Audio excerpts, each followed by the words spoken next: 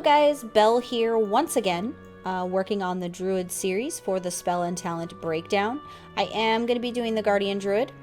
I want to preface this video by letting you guys know I do not tank ever. Me and tanking, not so much. But I do want to make sure that I covered all the specs for you guys so that you had that nice little breakdown. So this helmet really creeps me out because it reminds me a lot of Silence of the Lambs. This is in fact a Hannibal Lecter helmet. I don't know if anybody else feels that way. So look at this beautiful artifact weapon. Because I am in Guardian form, I do have the Claws of Your Sock, which is pretty legit. In case you haven't seen the new summarized stat window, here it is. Wanted to make sure that I did highlight and show you guys that. So let's show you bear form. I tried to find a lighted area. I apologize that it is dark. Unfortunately, the only time I can do these videos is when all of the children in the PWNCAST house go to sleep so that I don't have kid aggro. Here's your beautiful big bear butt form, which there's another bear butt. A lot of people testing out the Druids today in alpha.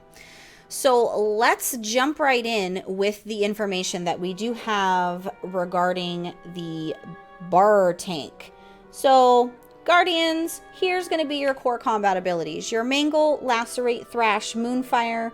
Your defensives, of course, are going to be your Iron Fur, your Mark of your Saul, Frenzied Regeneration. Your Mastery here is Nature's Guardian. With this, each class has a Mastery, and this Mastery is something it's spec specific to help with either your healing or your damage dealer. So this does increase your maximum health and healing received by 40%, and also increases your attack power by 20% with mastery from typical gear.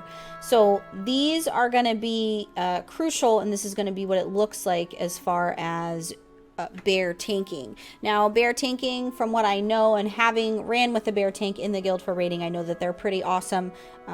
So I do enjoy running with them.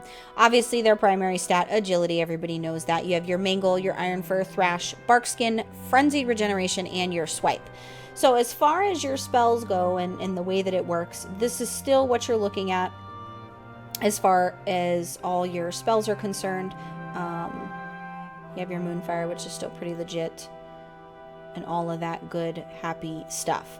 So let's talk about the fact that I didn't put anything on my bar that needed to be on there. So while I'm putting stuff on my bar so I can show you guys what it looks like, let's talk about your talent breakdown.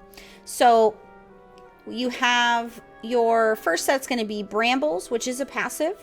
The sharp brambles protect you, absorbing and reflecting up to a certain amount of damage from each attack.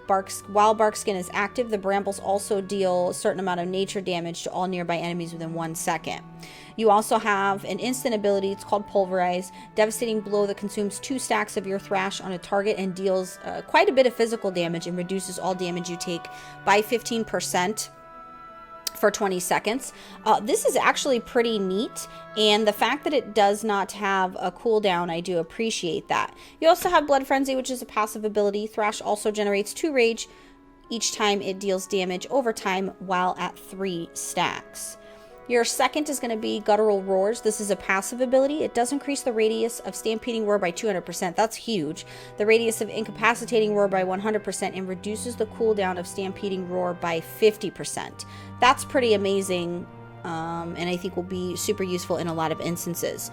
Your Displacer Beast, of course, 30-second cooldown. This does teleport you, does increase your movement speed, all those things that we love about Displacer Beast, especially in RBGs when you need it quickly for your team. Wild Charge, as we all know, it's a 15-second cooldown, and the abilities that you get from it do vary by form. Now, this next set, I highlighted this in the Feral video and the Balance video. I thought this was really neat, the way that they chose to integrate the other specs in each spec with these different sets of affinities. This gives you some of the abilities of these other specs, and you can pick and choose, you know, depending upon if you're doing PvE or PvP arenas, whatever it is you're doing on a case-by-case basis, you can swap these out, especially since it doesn't cost any tomes to do so and is quite convenient.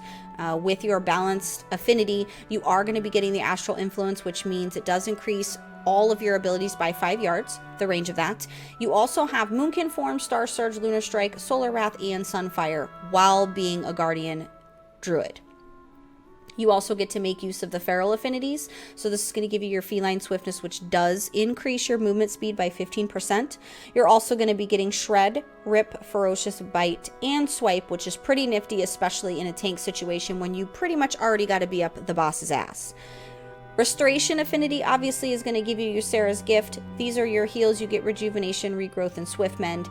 I would take these if I'm tanking, if I wanted to rely less on a healer and more on self-heals in addition to my mitigating spells. So these are going to be one of those things where as a tank and the way that you use your Guardian Druid, it's going to be situational in how you want to use them. I do appreciate this, that Blizzard did take the time to do this. I thought this was really, really nice.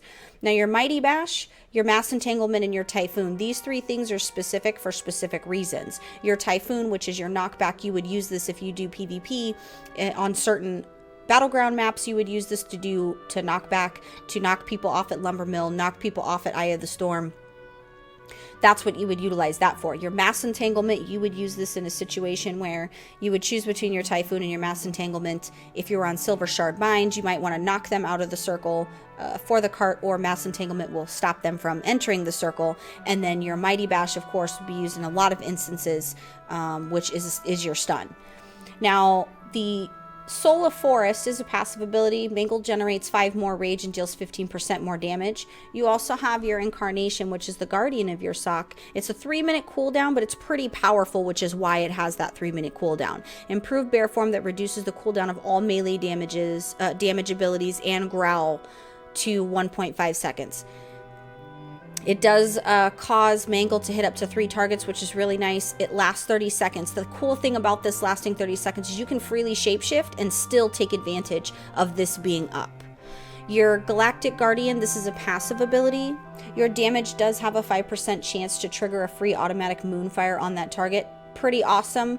When this occurs, the next Moonfire you cast generates 15 rage. Pretty nice. I could see instances when you would use this. You guys would know more than anything why you would use and when you would use it. Your Earth Warden for the next set is going to be a passive ability as well. For every 6 seconds, you gain a charge of Earth Warden, reducing the damage of the next auto attack you take by 30%. Earth Warden may have up to 3 charges. Now, your Guardian of Elune, Mangle increases the duration of your next Iron 4 or Marker of your Soul by 2 seconds, or the healing of your next Frenzied Regeneration by 20%. Survival of the Fittest, this is also a passive ability. Does reduce the cooldown of your Bark Skin and Survival Instincts by 50%. Super important when it comes to damage mitigation and being able to do those absorbs if your healers are Rend and Tear. While in bear form, Thrash also increases your damage dealt to the target and reduces your damage taken from the target by 2% per application of Thrash. Pretty legit. I can see a lot of instances when you would use this. In this same set, you have your Lunar Beam, which is instant, but it does have a 1.5 minute cooldown. This does summon a beam of lunar light at your location, dealing an extreme amount of arcane damage and healing you at the same time for a pretty good amount. Literally, I mean, it's a quarter of your health, but it's still over 500,000 at my base stats with my artifact weapon. You also have Bristling Fur, which is another instant cast. It is a 40-second cooldown. Bristle your fur, causing all attacks against you to generate rage for 8 seconds. This is pretty neat because while you're already having to take damage, you can take advantage of that and have it generate your rage so that you can use it for some of your more powerful abilities. I do appreciate some of these talents. It's going to be interesting to see who chooses to pick what. I don't tank, but I do know that some of this stuff is still relatively cool. I screwed up and didn't put a lot of my stuff on the bar that we would need to use because I wanted to show you guys what your abilities look like. I don't know if the animations have changed because I don't play these. I don't know if some of these animations are different. So let's go and check it out. I think this is going to be the main stuff. I don't have pulverized down there. I should have done this ahead of time. Sorry about that. And apparently this Druid bear is trying to hang out with me, which is really funny. So let's just see. I don't really know what we've got going on here. I'm just going to click all the buttons. This is the artifact weapon ability. Wow, that's really neat, guys. Wow. That's the Rage of the Sleeper. This is pretty neat. And then you have your mitigators here. Oh, this is still the Thrash. I love it. I don't know what it looked like before because I don't melee or tank, but I do know that if I didn't know how awesome it was before, I definitely know how awesome it is now. Let's see what the Pulverize looks like. Still pretty nifty. I dig it. I like what I'm seeing. This always makes me feel like I might want to roll one of these classes, but I'm not that interested. And then you, of course, you have your healing abilities and all that good stuff. So that's what it's looking like in your Guardian Druid. If you guys are watching this video, please make sure you give the video a nice little like. I work really, really hard on these videos for you guys. If you are new to PWNCAST, make sure you give the channel a subscribe so you can keep up to date on all of the latest and greatest from PWNCAST, including all the alpha coverage. If you have any questions or anything specifically you would like me to cover in alpha, feel free to comment on this video, and I can get you the information that you need. I'm going to go ahead and get on out of here and finish the rest of this class and see about going on a mission to find the land of tacos.